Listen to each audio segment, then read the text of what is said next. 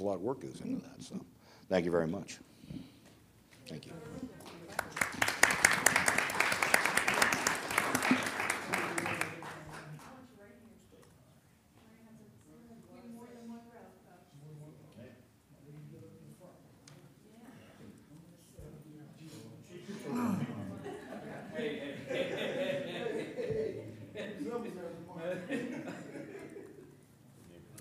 I'm like in the picture. All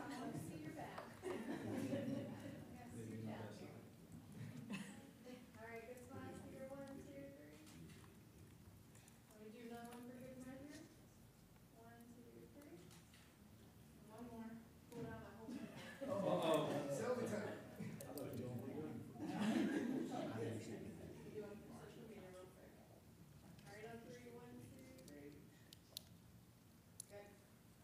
Thank you all very much.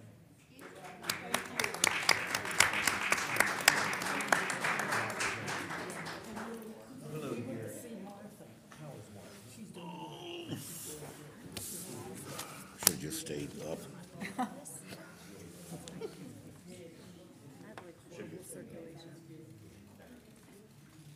Okay, next we're going to have the unveiling of the Blues Fest artwork. Could I get Mary Ann Burke and Susan Carney and Kitty Clark to please come forward? Hi, guys.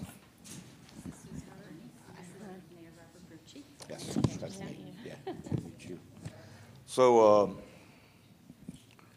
we're really so anyway. The artwork this year is called Guitar Girl. All right, so cool. All right. So how do you want to do this? You want to make some comments first, or do you want to? I will. Thank you. Before you unveil, I just want to say that the Arts Council is, again, so excited to have partnered with the city for the selection of the 2018 art that will be used for all the promotional work and T-shirts and tchotchkes that people get at the festival. And we were thrilled with it was a blind selection. We saw no names or identifying information, and Susan's work was chosen. And It's going to hang in the gallery, right? yes, Susan's work will come to the gallery probably tomorrow, and then she will have an exhibit. I want to make sure I have the dates, beginning June 1st, the first day of the opening of Blues Fest, through the end of the month of June, her art, and she'll have the whole main gallery, and that will accompany the children's contest that we will announce later. So we're thrilled to have met Susan, and hopefully this will be an advancement of and promotion of her career as an artist. I would like to thank the governmental body of Hagerstown for putting time and energy into music in the Blues Fest and into the arts. I think it's great, and it transcends languages, gender, economy, age, music and art. I'm just really thankful that you honor them. Kitty, you want to say that? No. Okay, well, who's going to do the unveil? You and Susan, please. All right, good enough. Oh, yay. Okay, we're going to pull this up here, and then we'll count to 3. 1, 2, 3. Look at that. Cool.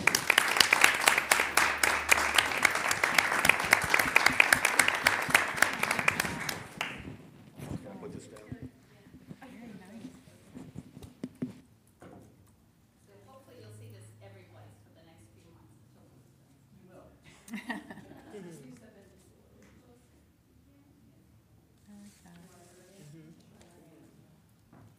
There we go. All right, on 3. 1, 2, 3. Do another one for good measure. 1, 2, 3. Here.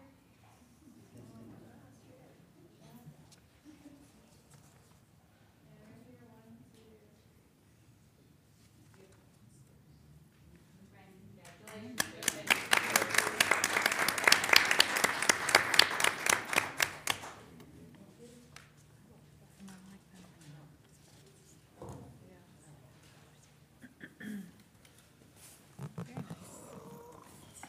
1, 2. Okay, Eric? we ready? Yeah. Next up, we're going to see the Black History Month celebration video of Dolman Black Heritage Museum, correct? Yep. Okay.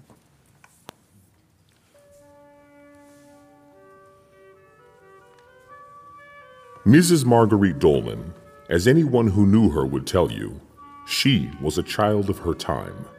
The turbulence and upheaval of the civil rights movement and the Vietnam War, combined with Marguerite's seemingly unquenchable thirst for history and justice, gave her this catalyst in which to share her abiding faith in the history of her people and the bridge the yawning chasm which is bigotry and intolerance, to make anew that we shall all overcome and bring understanding one to another.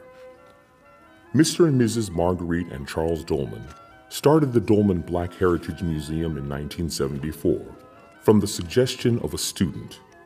After Marguerite gave a speech on Black history to an Afro-American studies class at North Hagerstown High School. From that moment, the Dolman Black Heritage Museum was born and has been a fixture to preserving and enhancing the history and culture of Blacks in Washington County, Maryland, and throughout the United States. The Dolman Black Heritage Museum began as a hobby for Mrs. Margaret Dolman. She collected and displayed artifacts in her home that represented her African American heritage and the rich culture of African Americans in Washington County, Maryland. Mrs. Dolman then started showcasing her collection at schools, museums, and libraries, and eventually Mrs. Dolman opened up her home to visitors and provided tours to the community and to other interested parties. At present, the Dolman collection spans a period from pre-Civil War, 19th century through early, mid, and late 20th century. The Dolman collection is comprised of thousands of artifacts ranging from autographs, birth records, 450 books, deeds of human sale, dolls, figurines, furniture, magazines, obituaries, to paintings, photographs, poetry, prose, slave quilts, and statuary. Fast forward to the spring of 2006. Councilwoman Alicia Parson McBean met with members of the Dolman family, Rosemary Dolman Lucas and Charles Dolman, to discuss the future of the Dolman collection. Upon this meeting, the councilwoman presented the proposed interest of the Dolmans to identify a suitable home for the collection to the mayor and council. In fall 2007, the city of Hagerstown applied for and received a grant of $15,000 from the Maryland Heritage Area Authority for a project to assess the significance and the condition of the Dolman collection and to analyze the feasibility of implementing goals for the future of the collection. The city of Hagerstown will match the grant with $15,000 for the purpose of hiring a professional to undertake the study, which is anticipated to be implemented in mid-late 2008. The city hosted a meeting of potential board members of a nonprofit for the Dolman collection and other interested parties on November 2007 to discuss the family's goals for the future of the collection. The city invited a museum assistant staff member from the Maryland Historical Trust to facilitate the meeting. Subsequent meetings have borne out a bona fide 501(c) nonprofit status for the Dolman Black Heritage Museum. In winter 2008, the mayor and council had the Dolman Black Heritage Museum collection added to their agenda list for federal funding through the efforts of their newly hired federal lobbyist, the Ferguson Group. Since being placed on this agenda list, there has been favorable support given to the exciting possibilities of this worthwhile effort from the Office of United States Senators Ben Cardin and Barbara Mikulski, and the support for this earnest project continues to grow. Similar interests in the project have come in support from Maryland State delegates Joanne C. Benson and John Donahue, and Maryland State Senator Don Munson. At the local level, Washington County Commissioner Kristen Alshire has pledged his support along with an interest from the Office of Secretary Raymond Skinner of Housing and Urban Development. Together with federal, state, and local governments supporting this effort, substantive progress for the Dolman Black Heritage Museum is at the horizon. Thank you, and enjoy the Dolman Black Heritage Museum. Narration for the Dolman Black Heritage Museum is provided by Mr. William Clarence Marshall. He can be reached by email at williamclarencemarshall@yahoo.com or by calling 216-404-8671.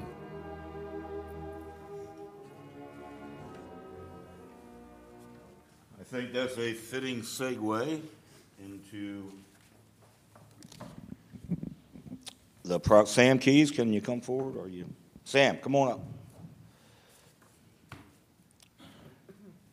We have a proclamation.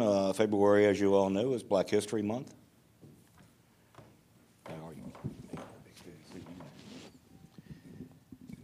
And the proclamation reads, Black History Month, February 2018. Whereas Black History Month is an annual celebration of and a time for recognizing achievements by African Americans in U.S. history. Americans have recognized Black History Month annually since 1926. And whereas the theme for Black History Month in 2018 is African Americans in Times of War, honoring those brave men and women who served their country in the armed forces, especially those who made the ultimate sacrifice while defending the American ideals of freedom and democracy. And whereas Black History Month is a time for all Americans to reflect and celebrate the contributions that African Americans have made in their struggles for freedom and equality, therefore deepening our understanding of our nation's history.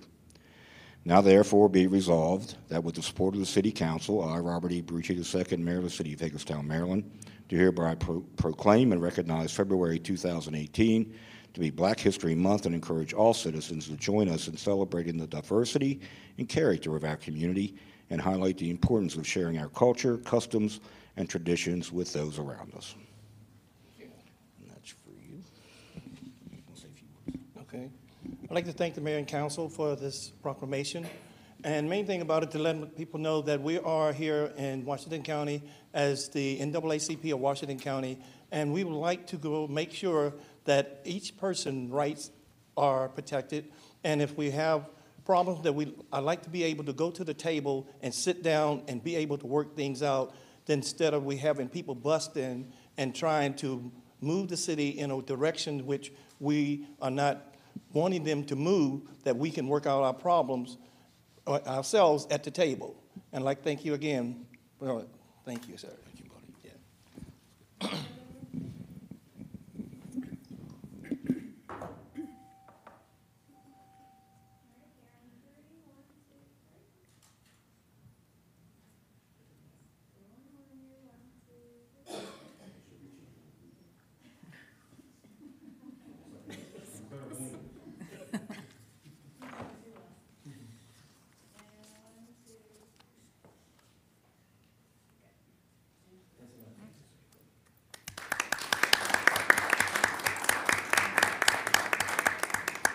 Okay, and that moves us to our next item, which is Dolman Black History Museum.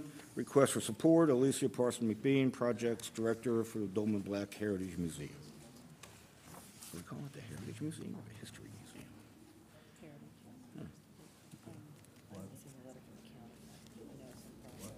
Okay.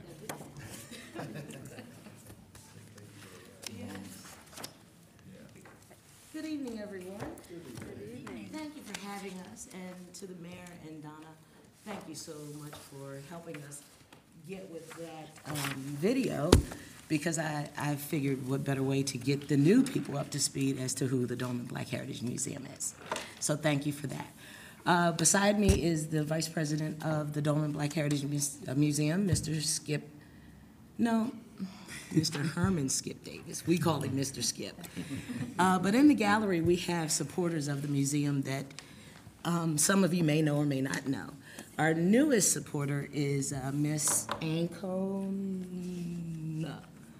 She's a new business owner here locally, and she and I connected a few months ago, and she's just been a breath of fresh air, and she brings with her the message from locals moving into this area, minority locals moving into this area, that why isn't the museum up and running yet? So she brings that question, and she keeps it fresh in our minds. And we have Miss Marlene Cox, who runs the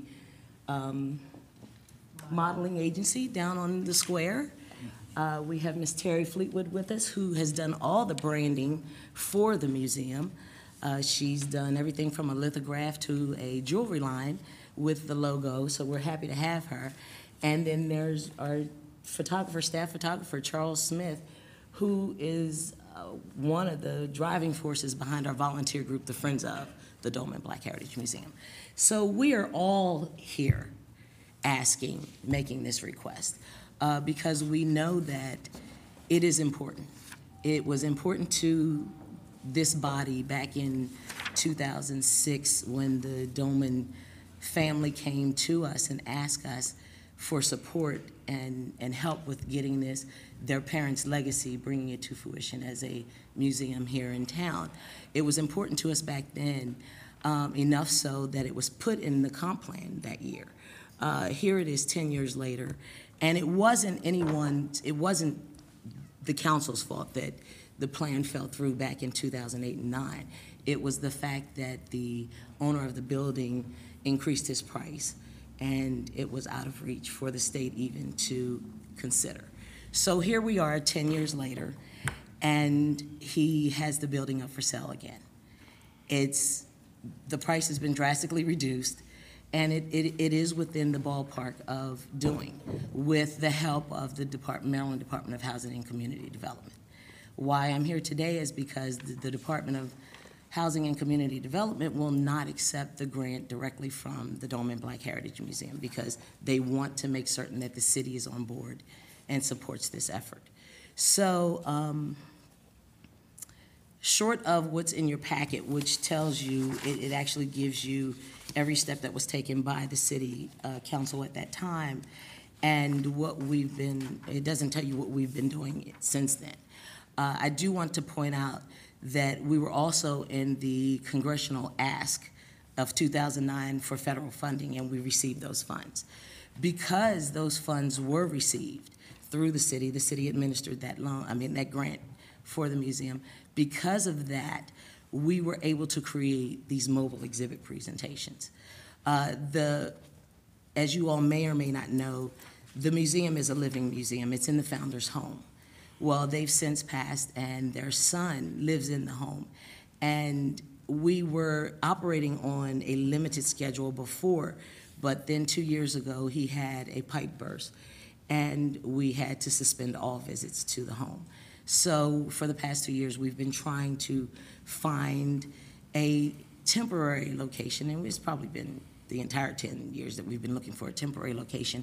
But our issues here become being a nonprofit, which our struggle is no different than any other nonprofit, except for the fact that we are a niche in a larger community of nonprofits that do things similar to us. Like there's similar museums, but there is not a Black Heritage Museum here. So we have difficulties raising large sums of money for things like the purchase of a building. But we do have staple fundraisers that happen every year with the museum that keeps us operational and keeps those mobile exhibits into the public school systems and throughout the community. So that's how we have maintained the relevance of and the importance of this museum and community. Within your package, you will also see that there are letters of support from Senator Serafini, as well as the Convention Visitors Bureau. We partner with them every year because our main event, which is our Masquerade Ball with the Cotton Club Twist, we find that 70% of our guests come from out of town. So therefore, they are here lodging and they spend the entire weekend. So we've partnered with CVB for many years now to make certain that they get the coupons and maps and things like that of the city of things to do within the community while they're here visiting. So with that being said, there was supposed to be a support letter from the county commissioners. I'm not certain if that's in there because I didn't see it. We haven't received it yet. Yeah, Okay. that hasn't come over yet. It's Okay. in process. Okay, so it is in process, and I've spoken with Senator Cardin's office and with Senator Van Hollen's office. They are willing to send letters of support directly to DCHD should you all agree to enter back into this agreement and partnership with us. So is what you're asking for right now just our agreement to be a flow-through? I mean, at this stage of the game, you're not asking for money, right? No, we're not. And I would just say that we were 2 years too short, too late. We were very wise in hiring a federal lobbyist, and then the gears of the federal government got lost in what everybody thought was a fantastic idea to get rid of earmarks. When they got rid of earmarks, it was like the oil draining out of the engine in the car. Because we had support from the federal government big time through the earmark process. And then the following year after our lobbyists, that's okay. Earmark stopped and money dried up, but yeah, we had fantastic support, and it was a good thing that we did, and hopefully we can get it back moving again. Well, and that's one of the issues that the museum has, because we don't have the consistent hours of operations right now. And they won't count the mobile exhibit presentations that we take into all the schools in Washington County. We can't apply for federal funding because of that stipulation. It's a criteria that we can't meet at this time. But we do make do. I know that the phones were hopping here today because from 11 o'clock this morning until 3:30 or so, I had put out on Facebook that I was coming here, and people began to call in support of this project. So I think 58. 58 calls, and that, I mean, had I known it would be that easy, I probably would have put the notice out last week, had I known that we would be here today and you all would have larger numbers. But I'm pleased to say that in that, many of those calls are from those people from outside of this community who can't wait to actually come to a function that is being held at the museum. But this, as the museum stands now, we do spur the economy here because we have to use public facilities to have our events now, and for the past 10 years. So we do pay it forward, if you will, the monies that we earn, and we do find sponsors, and we do spur on the local economy, and then we have people come in because our events are destinations. So. Well, I'm pretty sure that, and I was just looking over some notes, but I know that you met with Emily and I last year, and you toured 170 West Washington Street. Unfortunately, that building is probably worse than the Coca-Cola plant is, but, and I know that the owner of the old Coke plant has reduced his price, so it does fit in the guidelines of DHCD. So what we're looking for, I guess, from the council is a head, a nod of your head saying, yes, we will help facilitate the grant and be the pass-through for its acquisition and rehabilitation, that they can apply for both. So I'm in complete support. Thank I think you, it's love. awesome. Thank you. Yep. It's very I exciting. am loving this table Yeah, it's fabulous. and appreciate you guys so much. So you don't want my firstborn or anything? Yes. I you've been waiting a long time for that. But, You know what I'm saying? I'm beyond the age. Don't let this fool you. Oh, and our curator is here, Wendy Perry. So and it's been a labor of love for everyone involved, and we get a lot of volunteer hours in sweat equity in what we do. And for those who are listening, is this televised still? Okay, I want to thank everyone in the community for allowing us to serve you, to tell your stories. Not only is the museum telling the story of African American individuals, it's telling the story of all of us who work together in support of telling these stories. And I can't thank you, Bob, enough, because Bob doesn't miss an opportunity to come to an event. So I appreciate that, and I thank you for that. I'm going to get there earlier, though, so I can actually eat. I know. But and I'm happy with Miss Cohn, and I say her name wrong every time. But she's an events planner here, a local, and just came into the area, 6 months ago? Oh, longer? Oh, 5 years. Well, see, and I just met her. I know it's been longer than 6 months. We'll get this. I just met her, okay? But when I met her, she had no clue about the museum. And I'm finding that there's those who do, that are not from here, who know all about it. I met a man who just opened a business. He's with Legal Shield. And he had called the museum, and I happened to answer the phone. And we have become great friends and partners. And you know, the more people more minorities especially, that are moving into the community, they're yearning for this. So, with that being said, and I'm gonna be quiet because I got at least 4 nods. Christian. I think that the one thing this effort has been missing forever is a home. I mean, I firmly believe that once you have the property, that all the other pieces will fall into place, because the extent and condition of the items are of such a nature that they'll sell themselves to all folks that want to see them, not just minorities. I think that, Exactly. you know, it's a place for me to take my kids and other families.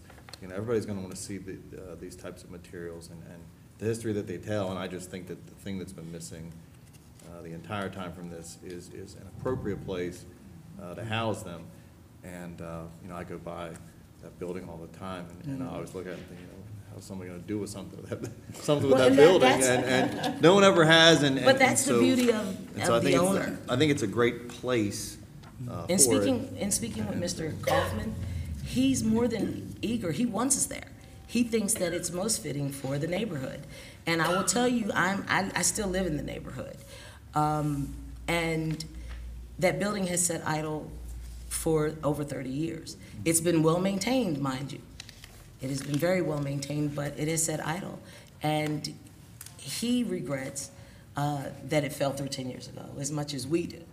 And so in speaking with him, and I had invited him to join us today, but I guess he couldn't make it. But we're all ready. We're all ready. And believe you me, when they do the exhibit on me, Christian, your name will be in there, and that picture of us down at the Elks.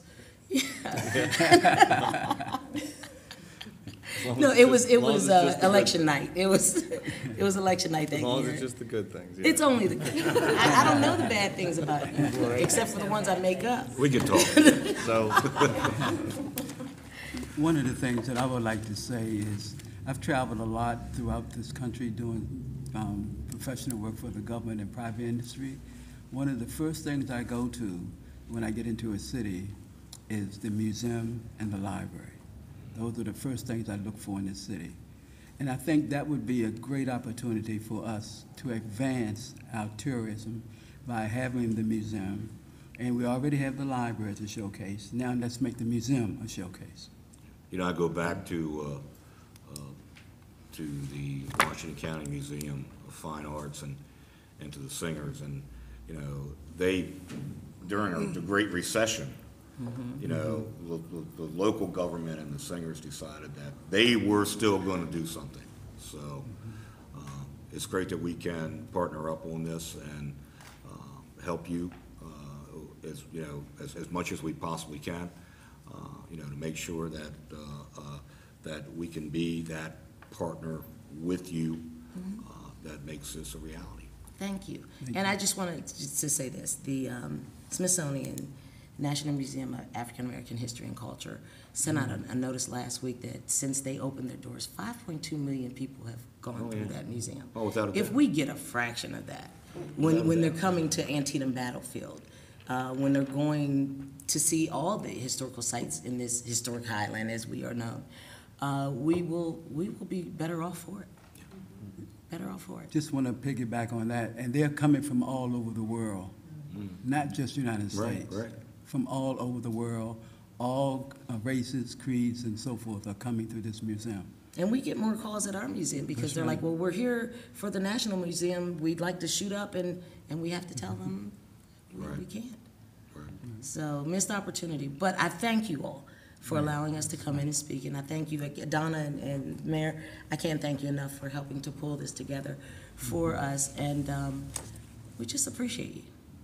Thank you. We'll be in touch. Thank you. Very much. Thank you. Thank you.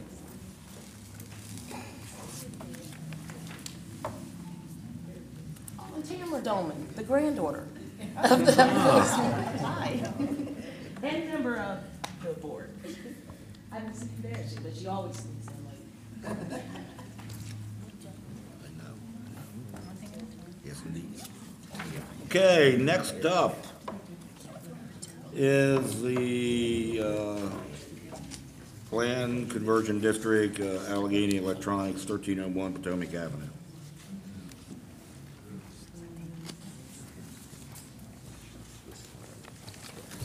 Good evening, everyone. Yep. Just here to give you a briefing on a public hearing that you'll be having at the end of the month. We received an application for a local conversion zoning overlay for the property at 1301 Potomac Avenue. This is the currently occupied by Allegheny Electronics. We have some folks here around the table who haven't been involved in this process before, so I'll give you a quick overview. This is a zoning tool that was created several years ago, the purpose of which was to widen the possibilities for rehabilitation and reuse of commercial buildings that are embedded in our residential zoning districts. Since then, we've had about 4 or 5 or so be approved over time. This is our latest one, and this one is particularly interesting because when staff created the language that we proposed to put in the ordinance to create this overlay, this was one of the samples that we used. Say, this could be used on this property here, and just so now happens, we now have one coming in for this property. The applicant is Eklund Family Practice LLC. They own the dentist office about a block down the street. And their intent is to rehabilitate this building and move their dental practice up to Allegheny Electronics. This is an area photo. On Magnolia now, right? Yes, yes. What you see on the screen is an air photo of the Potomac Avenue area. North is actually to the left in the photograph. The large area to the left center of the screen is First Christian Church and their parking lot. The area highlighted in yellow is Allegheny Electronics. Their concept plan is going to be rehabilitating the building, and they're also rehabilitating the site. Most of the site is the building. They're still going to need to have parking backing straight into Magnolia Avenue. That's not Magnolia, that's, I'm sorry? Yeah. It is Magnolia, that's right. Backing into Magnolia, we've talked to the city engineer's office, and they're okay with that, given it's an existing condition. And keep in mind that this concept is a generalized plan.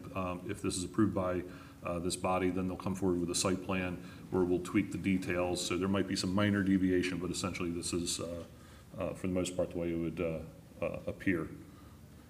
We have a couple of street view photographs. I'm sure everyone is familiar with the building. One of the requirements of the ordinance is that if there are if there are storefront windows that have been enclosed in the building, there is a requirement of the ordinance that's not waivable that they be reopened, and they do propose doing so. On the side of the building, because the building was built as a motor vehicle sales and service facility, there are service bay doors on the side, but the wording of the ordinance only talks about storefront windows, so there's no specific requirement on the side of the building. However, they do plan on opening those up as well. And that's because the applicants have fallen in love with the architecture of the building and actually would like to rehabilitate the building to still appear as a motor vehicle sales and service facility.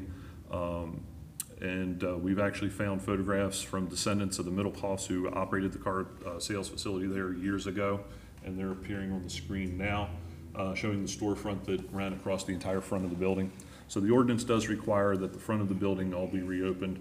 However, they do also intend to have glass doors, or they're going to take out the infill on the service doors and have glass that will appear to be garage doors. I believe at this point they're not talking about actually having them operational like it would appear in this concept, but it will look like a well-renovated historic car sales and service facility.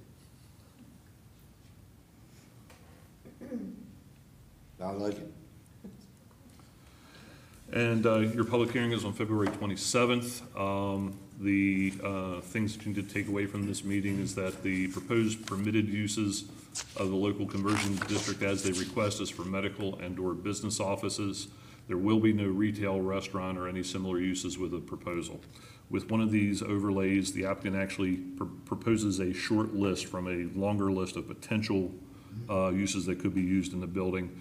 Typically, we limit them to about 6 uses. That way, if for some reason, let's say they pick, I'm just using a random example, as a restaurant, they get in there, they find restaurants just don't work at that place.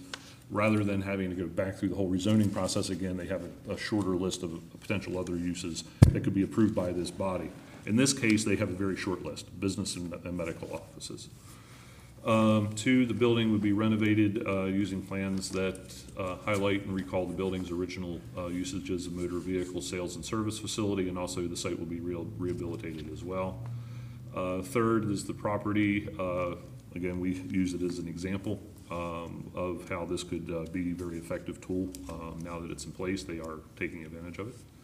And then lastly, the Planning Commission did recommend the zoning overlay district subject to 6 conditions, which I'll outline in more detail when we have the hearing. But the Planning Commission recommended approval subject to 6 conditions associated with the use and development. I'm in. Yeah, it's right near my house. I think it's fabulous. Yes. Do I assume the wording says contract purchaser, that the purchase of this is dependent upon this being approved, to your knowledge? I've not seen the contract, but that's my understanding. And if for some reason that this rezoning goes through and for some reason the contract purchaser decides not to move forward, the current owner still has the zoning approval in place so we can market to somebody else to do medical or business offices as well. So, Can you define what's included in medical offices? Let's say that the controversy gets in here, the dentist business don't work out so well, and then they want to market it for another type of medical use. Let me just go straight to it. Let's say they want to market it for outpatient addictions rehabilitation care. Does that fit within that allowable premise of medical offices? it depends on the nature of that particular use. Ones that operate where they dispense maintenance medications are a separate use, and they are only permitted within our ordinance in hospitals. Now, if somebody operates an addiction counseling center where there's not medication involved, that the people going there are there to receive counseling, guidance, et cetera, like that, it's a psychologist office, and we would treat it no different than any other, just because of the particular use of or the nature of the issues of the person seeking counseling. So what you're saying is specifically, if the other proposal at any point down the road would come in the door where they want to dispense medicine, if this would not be a permitted. that's, as our ordinances are currently written, that is correct. I'm thinking of the example like the one that was proposed over on the south end off of Frederick Street. The old, was like a phone place, right? Or Yeah, behind the so, phone yeah. place. Yeah, the issue that I know that you're most concerned with is the maintenance issue, and that would not be permitted in this particular location. Okay, let's take an existing example like Change Health, right down here. Is that the type of entity that could end up going in this place if the dentistry doesn't work out? In theory, yes. Okay.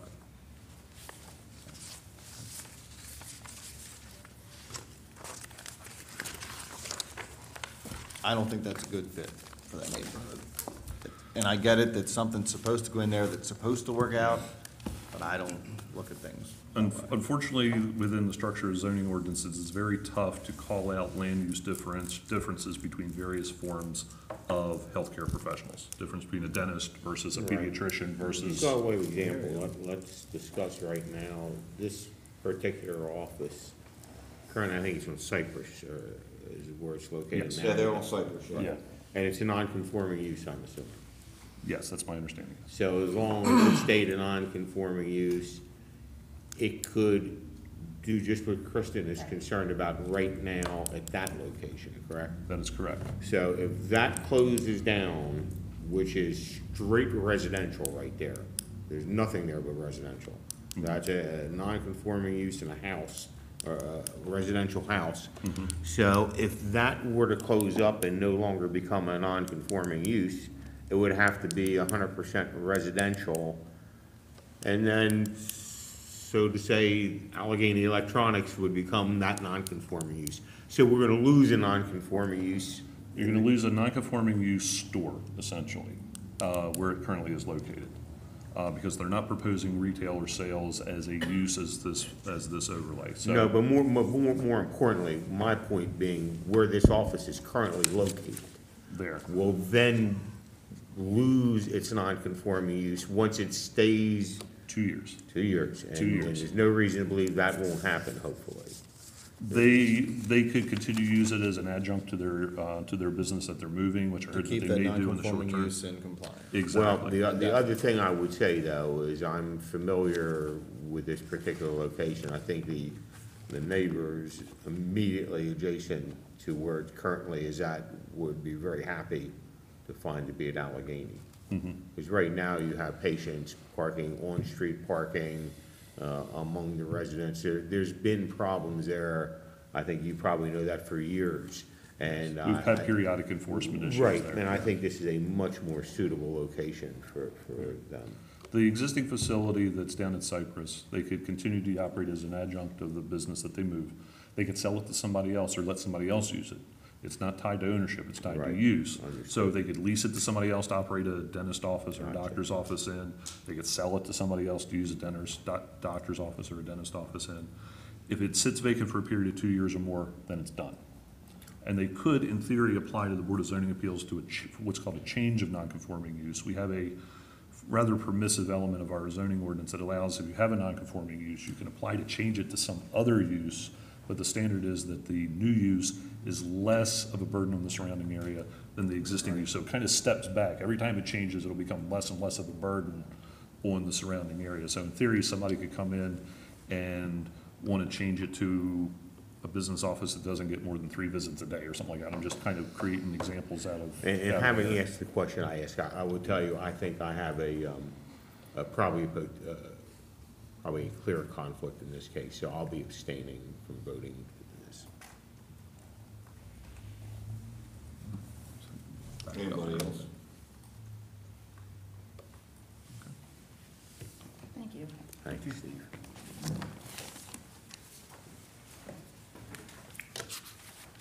All right.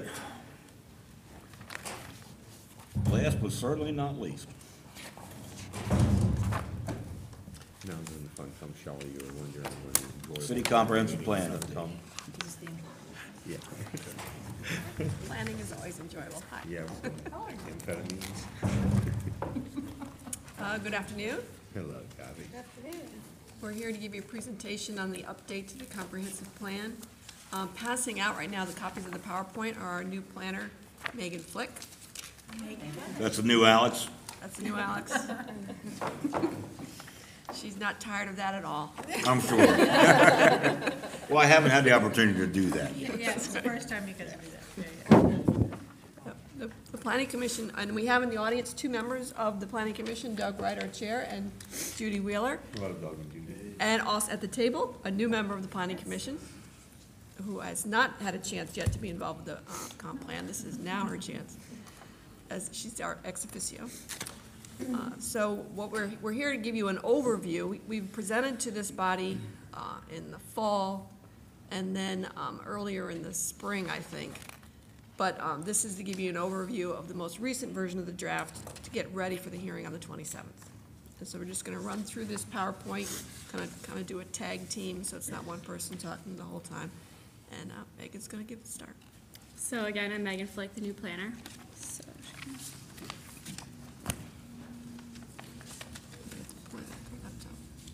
So the purpose of this meeting, as Kathy said, is just to present the Planning Commission's recommended draft of the comprehensive plan update called Vision Hagerstown 2035 to the Mayor and City Council in preparation for the February 27th public hearing. And so in this presentation, we're going to kind of provide an overview on changes made to address the state comments and the public hearing input that we received. So the purpose of the comprehensive plan, the plan is the city's official statement of policies directing the physical, social, and economic development of Hagerstown for the next 20 years. So we're kind of considering it a roadmap for how the city should grow in the future. And it also establishes a vision for the community. The plan covers topics including land use, transportation, housing and neighborhoods, community facilities, economic development, and water and environmental resources. And Maryland state law requires municipalities to have a comprehensive plan that's reviewed every 10 years. And so this plan updates the 2008 comprehensive plan.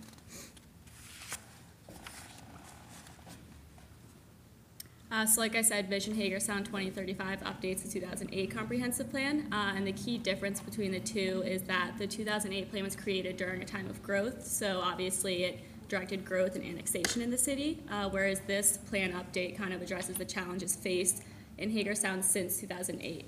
So for example, the recession caused a rise in unemployment and a rise in the poverty rate in the city, so the new plan is to focus on revitalization of the urban core to strengthen the economy.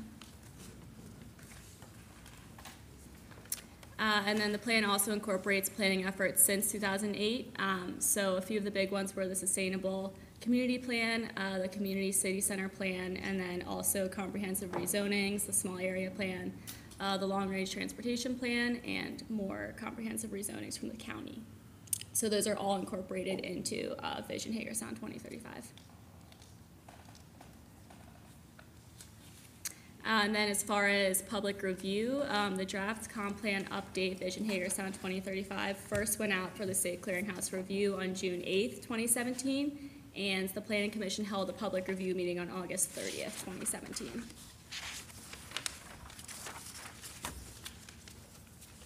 And then since the State Clearinghouse review, we've received comments from Maryland Department of Planning, Maryland Department of Transportation, the Maryland Historical Trust, and Maryland Department of the Environment. We've also received a request for expansion of the MRGA boundary in the Hoyt's Crossroads area by Bowman Development. Hewitt. And Kathy will further explain that later on. So the Planning Commission did review Bowman's MRGA request on September 13th, and they voted to recommend that revision to the plan. And then planning staff held a joint meeting with the Planning Commission and Mayor and Council on September 19th, which I believe is the last time we've met with you all. And then finally, the Planning Commission reviewed the state comments at several meetings and finalized the review on December 6th.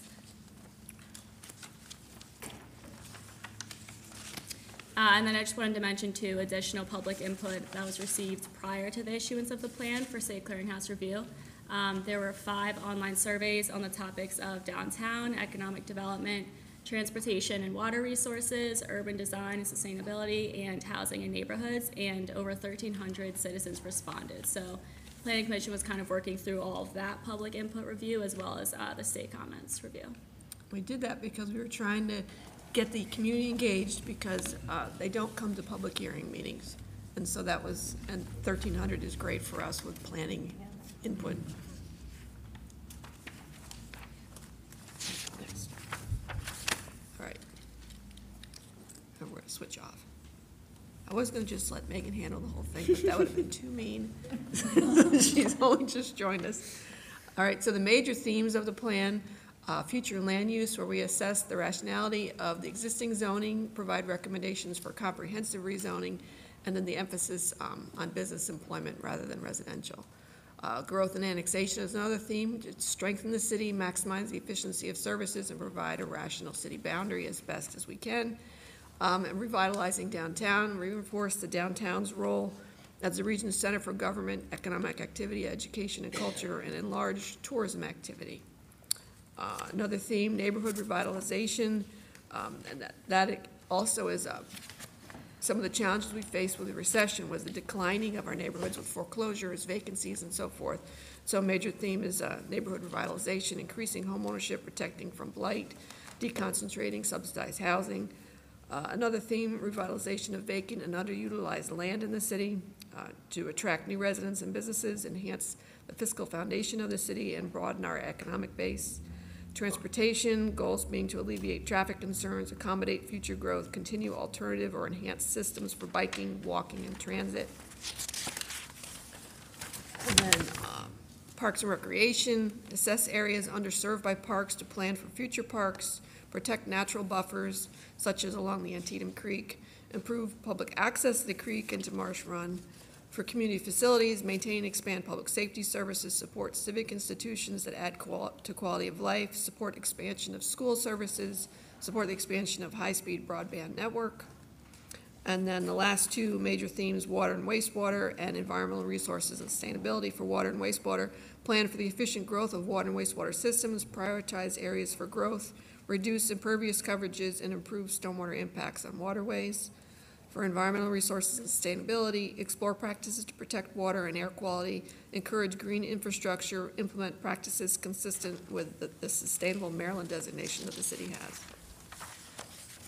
So we've included a few maps that highlight these major areas.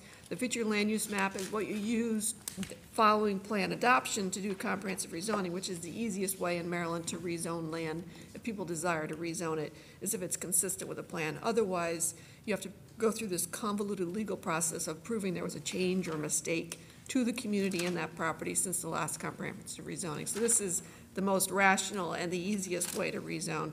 Once you adopt a plan with future land use map recommendations, then you do the next step, which is comprehensive rezoning, which is what we plan to do following adoption of the plan.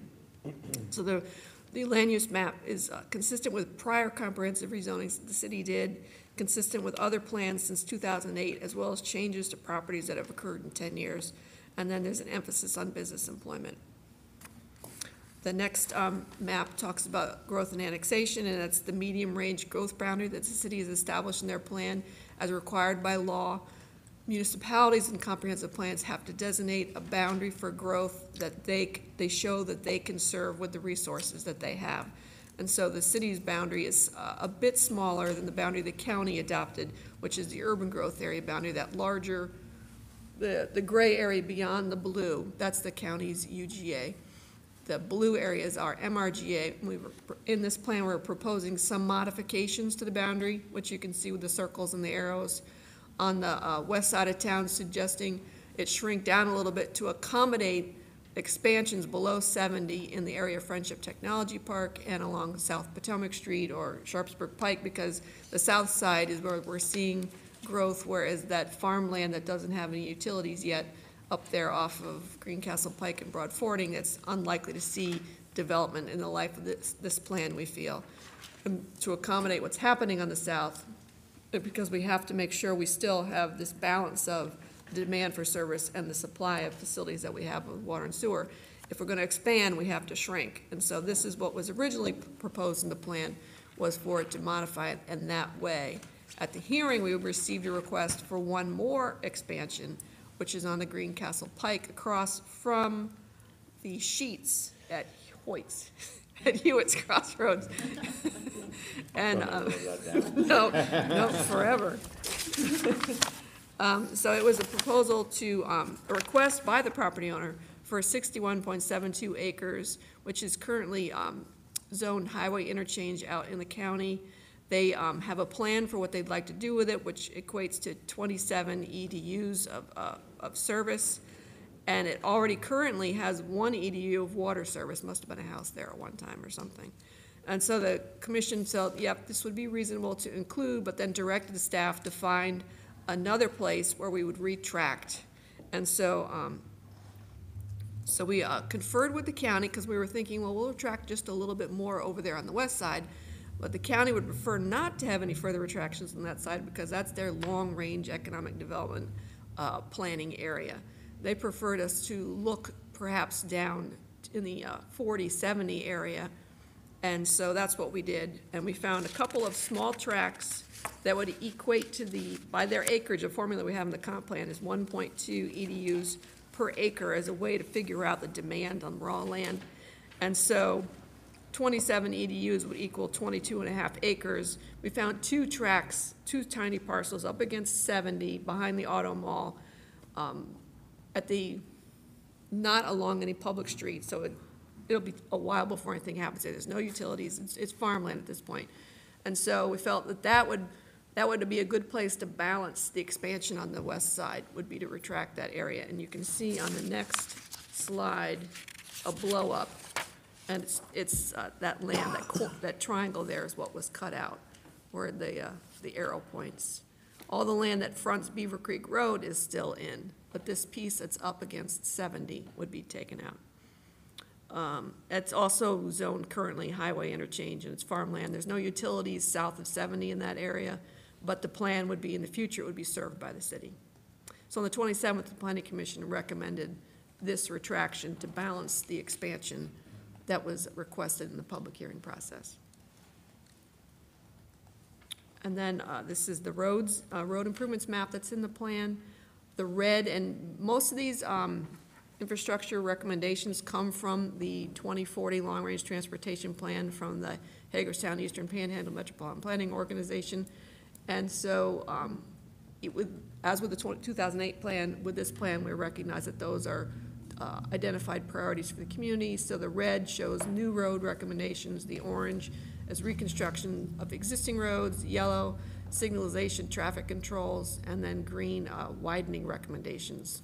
And for our community, big priorities are widening of 70 and 81.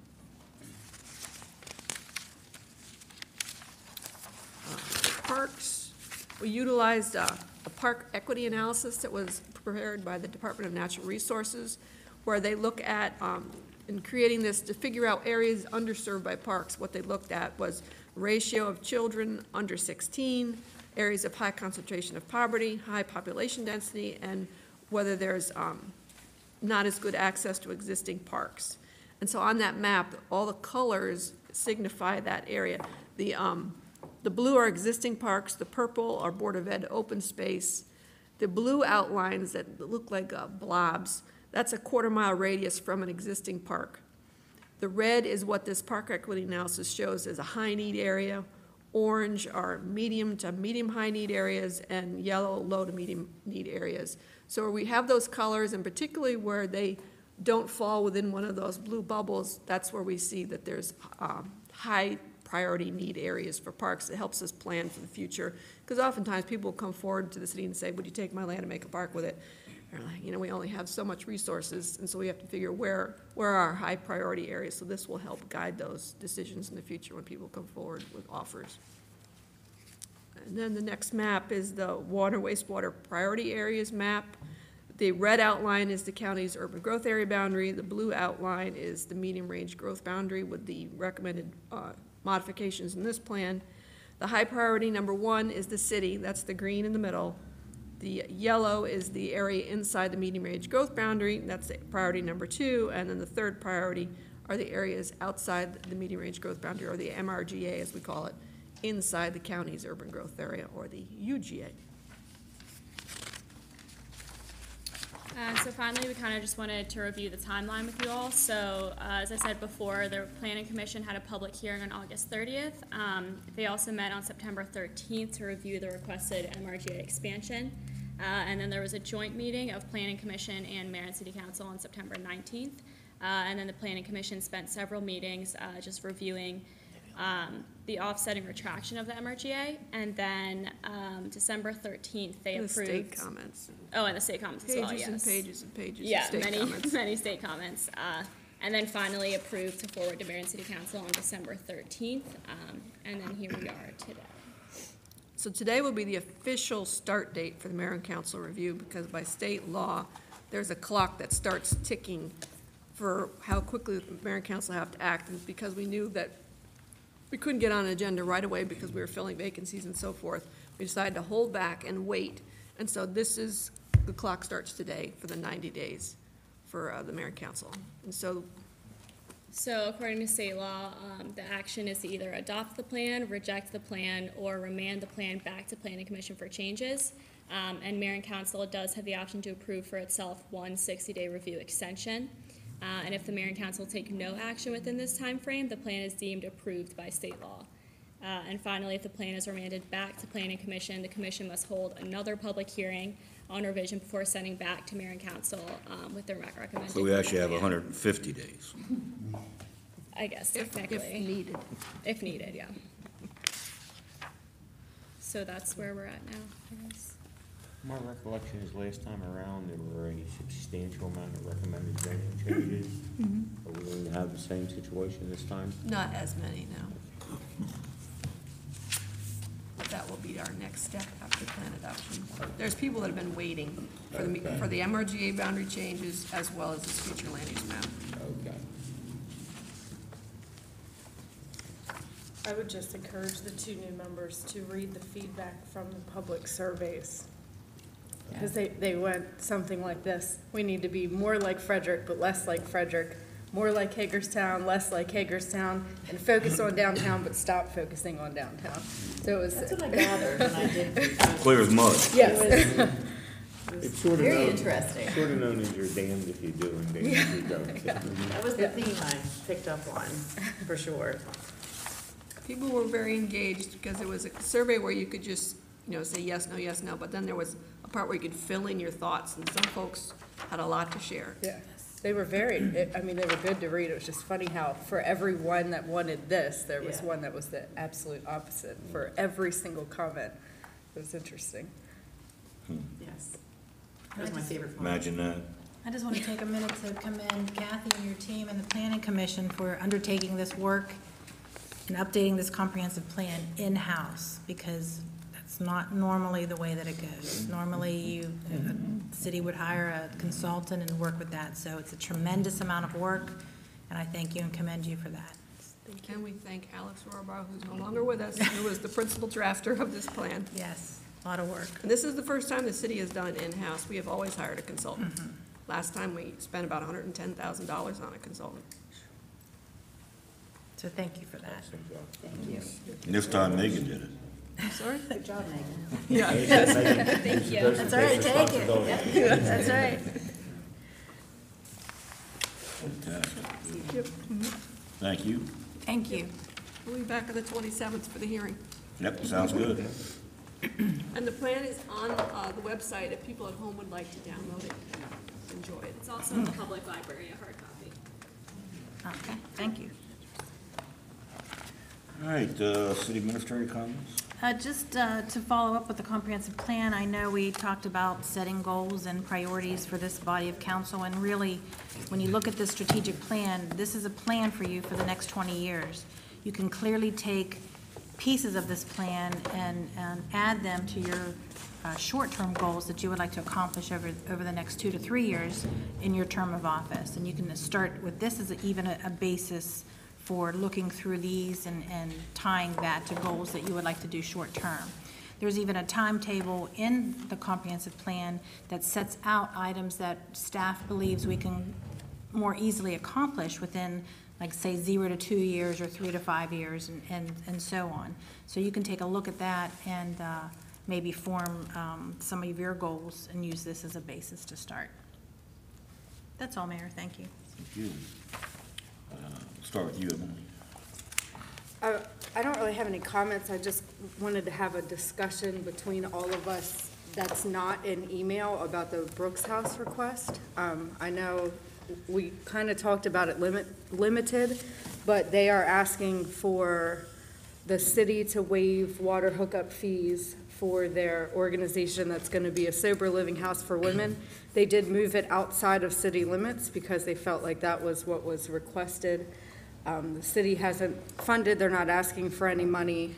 I believe that there are other entities that are on board with this, so just wanted to know everyone's thoughts on this. I mean, obviously, I know I'm preaching to the choir. You guys know how I feel about this epidemic, but it's affecting all of us. You know, CRS ran 83% of their calls within the city of Hagerstown last year, and a large majority of them were for overdoses. You know, organizations are being affected by how bad this situation is in the city of Hagerstown, and it's our residents that are going to benefit from Brooks House. So I think it's something we need to consider. I know it's not something that we do on a normal basis, but given that this epidemic is hitting our citizens so deeply, I think it would be a good gesture through the city of Hagerstown to try to help this organization somehow. If I'm not mistaken, that would require a change in the charter. Yeah, from the staff's perspective, although I understand exactly what you're saying, but from staff's perspective, we could not recommend opening up that policy to begin waiving those sort of fees for our enterprise funds, because they need to treat everyone equally. We can't, get to the point where we're making those exceptions for those sort of things. It's based on our city code and the fact that, again, that it's not the general fund, this is your water fund. Generally, the answer is, if you want that to happen, what you have to do, I mean, the easy way to do it. The way to do it is not by waiving the fee. The way to do it is by having the city's general fund make a contribution to Brooks House in the amount the fee would be. Well, I would. Well, I mean, support that. you know, I Which hate to sound like a politician, but it gets into that type of arena because of the nature of the enterprise fund, that's the way it would have to be, and I don't know what that would be, and we can discuss that. All right, I would like to discuss that then, because I think that we support a lot of organizations that are beneficial to our citizens, and this is one that as a county as a whole, we really haven't done a whole lot about, and it's affecting our county drastically. We've already had 23 overdoses this year and a couple deaths, so there's a problem that's not going away, and the city and the county, you know, we have a lot of organizations that's helping, but it would be great for us to make a stand about this, since it is our citizens that are being affected, and our workforce, and our tax dollars, and our police, and our fire, and our, you know, everyone that's affected by this. So I would certainly like to add this to one of the organizations we support or find money for in the budget this year. What level of funding are we talking about for the? About 30,000. It'd be approximately they're figuring 4 EDUs.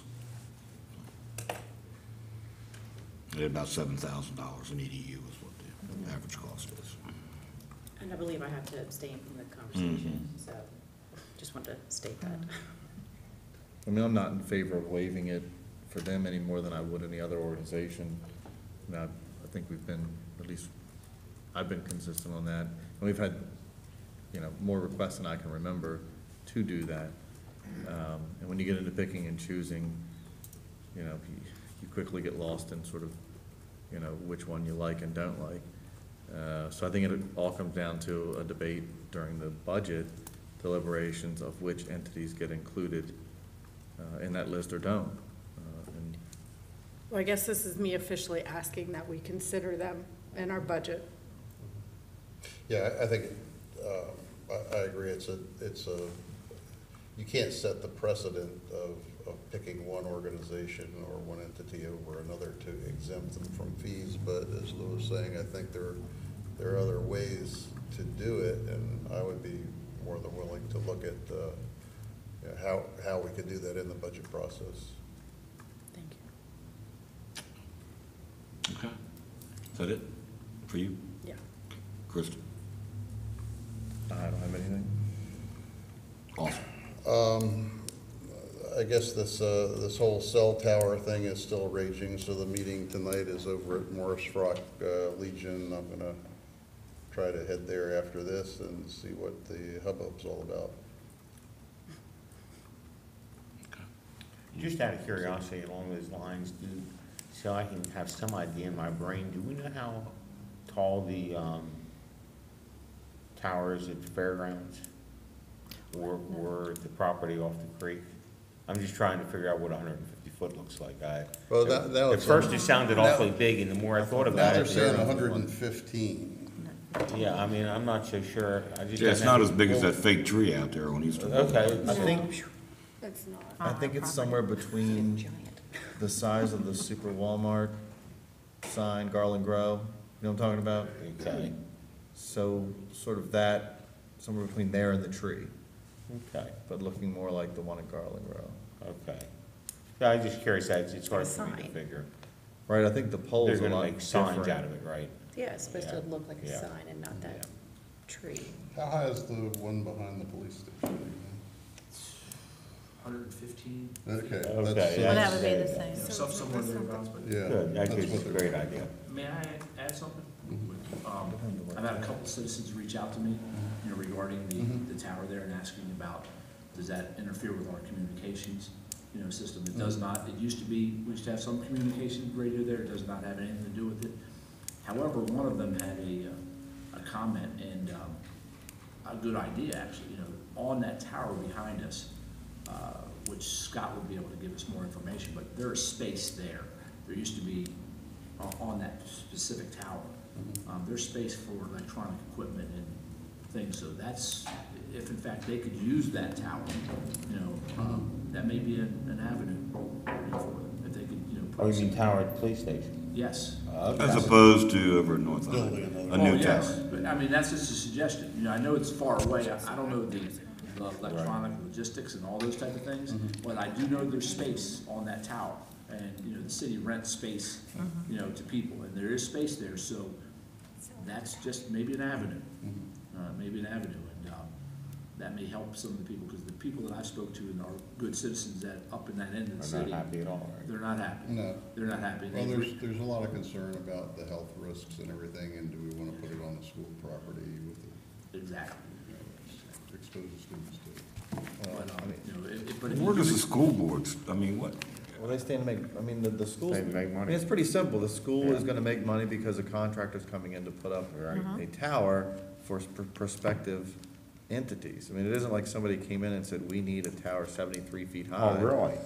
Yeah, I mean, when you read the thing online, it says very clearly that we're gonna open up to sell space at 70, 80, 90, and 110 feet. So nobody's coming in and saying, I need a tower 73 feet because I got a low spot here. And, yeah, I'm wondering if this is. You're dealing with really a third-party contractor that is setting up with an entity to be the initial user, but they're contracting to build.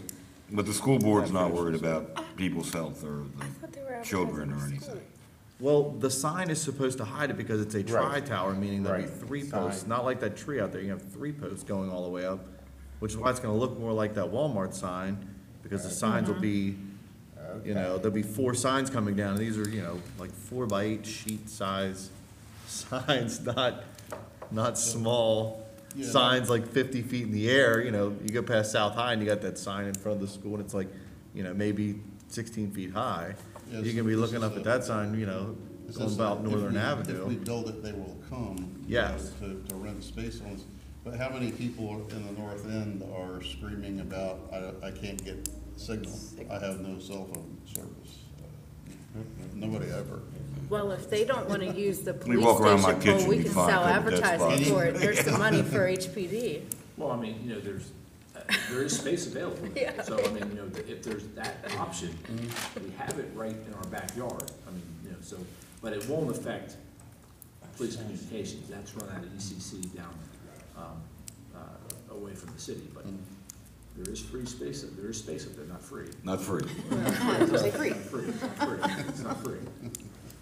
So I wanted to share that with you. Thank you. Thank you. Thanks, Chief. Thank you. I'll relay that. So Austin, you're going to the meeting? I'm going. Nothing tonight, Mayor, thank you. Nothing tonight, Mr. Mayor. Thank you. Mine's going to be very short. I had a great time today at Pangbourne Elementary. These kids, usually when I go in during, if I were mayor, contest time, there's a lot of questions about, you know, do you ride in a limousine? Or do you, now, that wasn't today. They were very structured. They took fantastic notes. They asked the questions that affect our community. Emily, you'll be proud of me. They said, what is, you know, the major, you know, problem in the city of Hagerstown? How do you address it? I said, well, just like any place else, we're suffering from an opioid problem, and we're trying to find ways to address it, that we can, you know, help people and get people into treatment and do those kind of things. It's not about just arresting everybody. It's about a multitude of different avenues to take. So, but they asked they were a great group of kids with very structured questions. And I thoroughly enjoyed it because they challenged me on some of the questions. So, and look forward to my next one, which is next Tuesday at 1 o'clock. So, thank you all very much for this evening, and we're adjourned until next Tuesday.